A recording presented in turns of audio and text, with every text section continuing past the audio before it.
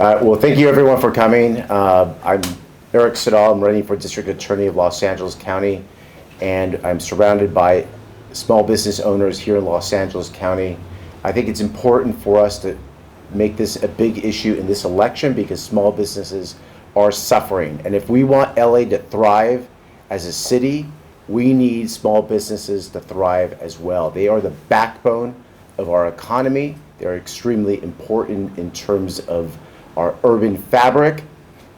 I want to give you some stats. Los Angeles County has about 630,000 minority-owned businesses. The vast majority of businesses in Los Angeles County are minority-owned. So when small business is impacted, minorities are impacted disproportionately. Small businesses are job creators. They are key to our urban fabric. We're here in Koreatown right now. Koreatown is a vital link in terms of our urban fabric of who we are as Angelenos. And unlike large retailers, small businesses just can't pack up and leave. They depend on the neighborhoods they work in. And small businesses are under threat. George Gascon has done nothing to protect the small businesses of Los Angeles County. I will stand with small business. I will protect them. I will make sure that people who victimize small businesses are held accountable. Small businesses are under threat, not just through retail theft, but through vandalism and other quality of life crimes not prosecuted by the DA's office. They're also under threat through Prop 47. I'm the only candidate that has done anything to actually change Prop 47. Prop 47 needs to be changed in terms of repeat offenders. One example is, in terms of repeat offenders, is if you are a retail thief and you commit your first retail crime, you're treated the same way on your 100th retail crime. A person can go into a small business establishment, steal from them every single day for 365 days a year, but as long as it is under $950, they will always be treated as a misdemeanor. That practice must end. We need Prop 47 to change, and we need a district attorney like me who's going to advocate for the change of Prop 47. And thieves know this. They know how to get and game the system. We must put an end to that. The other thing about small businesses is that retail theft is vastly underreported. According to the Department of Justice, nationally, 26% of retail theft is reported. We know that in Los Angeles, that number is much larger. I've spoken to small businesses over the past couple of weeks. Most of them tell me that they report about 1% of the thefts in their neighborhoods or in their stores. And the reason is clear. They have a choice. Do they continue doing business, or do they spend 45 minutes talking to the LAPD about this theft? The choice is clear for them. They're going to stick with their business rather than making the reports. They're also penalized for making reports because city attorneys' offices will go after them as a nuisance to the neighborhood just simply for reporting crime. We also know that in Los Angeles, the city of Los Angeles, retail theft went up 81% from 2022 to 2023. There is a clear crisis. This crisis is not being addressed by the current district attorney. I will address this crisis on day one as your district attorney. The results are not just an impact in terms of small businesses. It goes down to the retailer as well. It goes down to the fabric of our neighborhoods when these stores leave and they leave storefronts empty. But let me also tell you what is happening to a lot of these small businesses. Their insurance rates are skyrocketing if they can get insurance. Their premiums are skyrocketing if they can get insurance. This is a true, real crisis in Los Angeles. It must be addressed, and I'm honored that I have a number of small business representatives who are going to be here to speak on behalf of the people they represent. Actually, John, why don't we start off with you? Sure. And then we'll go to you, Steve. Is that okay? Sure. Hi, my name is John Garcher. I am a small business owner here in Los Angeles.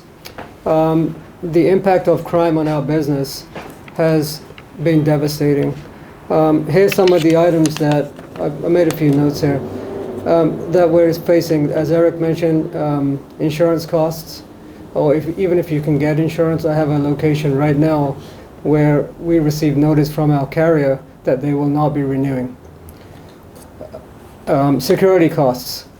We're hiring patrols, spending a lot of money on just trying to keep our businesses safe from theft and crime in general. Retail theft, the number has exploded.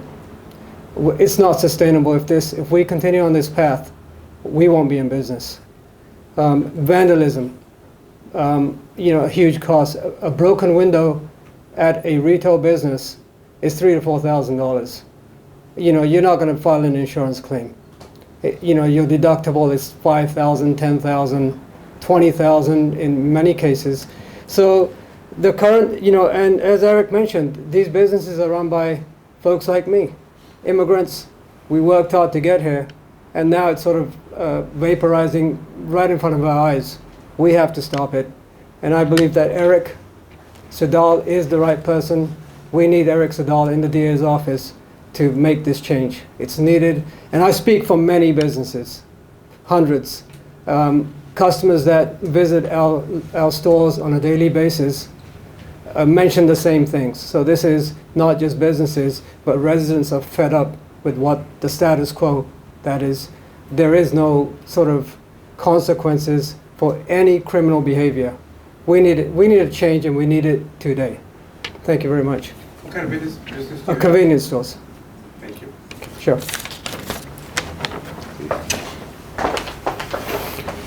Good morning. My name is Steve Caston. I'm president of the Lincoln Heights Chamber of Commerce and a small business person on North Broadway in Lincoln Heights. I've been there for 42 years. I operate a real estate business, and I interact with our business community on a daily basis. I'll give you a few examples of what's happened recently where it's got me to the point of thinking of closing my office. I have a friend who called me the other day from Nashville. He says, "Steve, what are you still doing in LA?" He says, "Most of the people coming to Nashville, the majority are from California. Surprise. I might be that next person. I don't want to leave." So I'll give you an example of recent issues that I'm at a tipping point now. I use that word a lot now. Tipping point. Do I stay or leave? Monday of this week, WSS Shoes was burglarized for I don't know how many times, where people come in, what we talk about, smash and grab. They went in there and they stole Nike shoes, and I'm fearful they're gonna leave. I was a broker that made the deal to bring them to North Broadway and Lincoln Heights. How do you think I feel bringing them in and they may leave? The other day, I'll give you about 3 examples. A lady pulled up in front of our office. We have it on our camera. She parked in front of our office and she went next door. This is a single lady, kept the motor running, went next door and grabbed a bunch of clothing from a clothing store and just walked out, got in her car and drove away. It was like, should I go to the market or should I rob a store? It's that easy to commit a crime. And then the worst one that I've seen lately, same thing, we're in the middle of a very busy area for businesses. Another person parked their car, and I'm in a 2-story building. They went upstairs to see a tax lady to do their taxes. Again, we caught it on camera. A homeless person, known homeless person, walks by, takes a cloth, towel or whatever, puts it under the car and lights it on fire right in front of our office, and nobody did anything. Nobody came. The fire department came. The car was a small bunch of metal on the street. Nobody did anything. Of course, we called the police, and the police are powerless. They can't do anything. In fact, I even talked to one captain, and I, just like I'm talking to everybody here, told him about my stories. And after going on and on and on and on, he says, "Steve, you're so right. He says, that's why I'm moving to Idaho."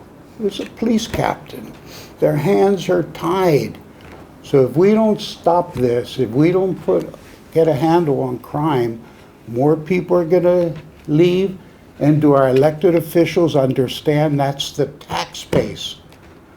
Business, small business, we're the backbone of the community.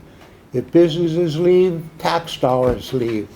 And I don't think our elected officials get it. Eric gets it, and his office has to change. You can't keep these policies.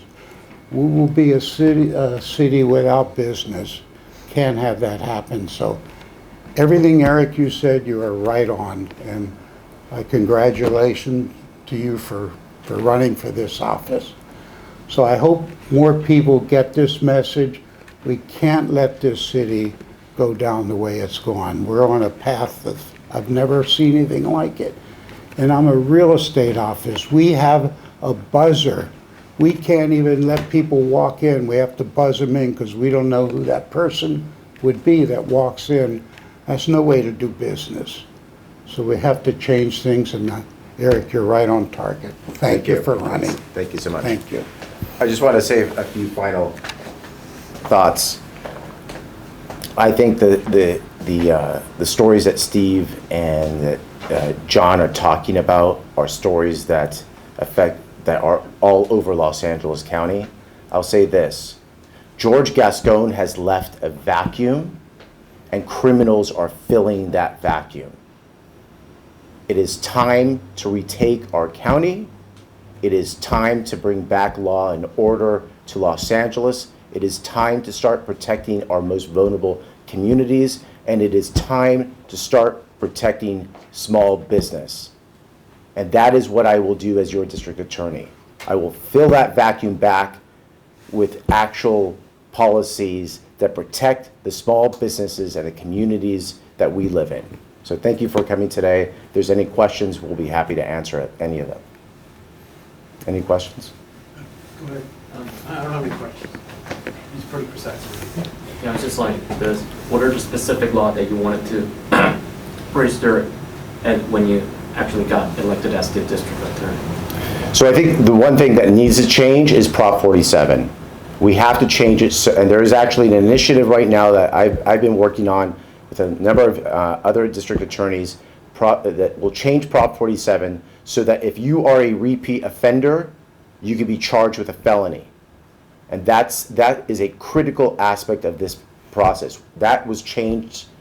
We used to be able to do that. We need to continue to be able to do that if we're actually going to hold these people accountable. Like I said before, if you commit a petty theft once, or you commit a petty theft 5,000 times, you are treated the same way on the 5,000th time that you've committed that petty theft.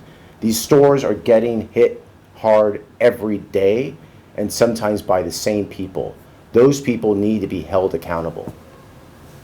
So it also requires the law enforcement changes as well, or are you thinking about that part as well? Well, I think law enforcement doesn't, I think Steve talked about this. Law enforcement doesn't feel like their job is meaning right now because they don't feel like the district attorney is going to actually file these cases, and he doesn't. And here's the thing.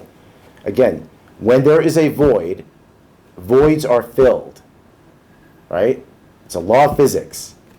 And what happens when there's a void in terms of law enforcement, when law enforcement retreats because the district attorney retreats, that void is filled, and it's filled with criminals. Any other questions? No? How would you address the crowded jail system right now? Isn't it one of the big reason why there's a Prop 47? So Prop 47 was aimed more towards the prisons. And right now, California state prisons have a vacancy rate of 20%. So when they tell you the prisons are full, that's not true. there's a reason why they're talking about closing 6 prisons today, is because our prison population right now, our inmate population is about 80,000, and under the federal order, we could have gone up to 130,000. We can actually have 100,000 comfortably. That's our capacity. We're at 80,000, so we actually have plenty of room in prison. It's good to know. Any other questions? No? Well, thank you all for coming here. Thank you, gentlemen. Sure. Thank you so much, and I appreciate the attention first time.